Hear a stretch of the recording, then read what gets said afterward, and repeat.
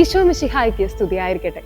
മഞ്ഞുതുള്ളികൾ നിശബ്ദമായി പെയ്യുന്ന നിലാവിൽ അതാ അങ്ങ് കിഴക്ക് പതിവിലും വ്യത്യസ്തമായൊരു നക്ഷത്രത്തെ കണ്ട് ബെത്ലഹേമിലേക്ക് ജ്ഞാനികൾ എത്തുന്നു.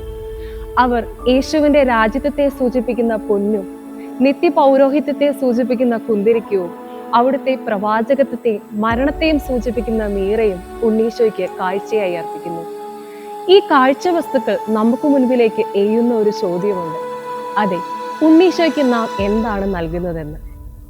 തിരക്കേറിയ ഇന്നത്തെ ജീവിത സാഹചര്യത്തിൽ ഏറ്റവും പ്രധാനപ്പെട്ടതും വിലയേറിയതുമായ ഒന്നാണ് നമ്മുടെ സമയം.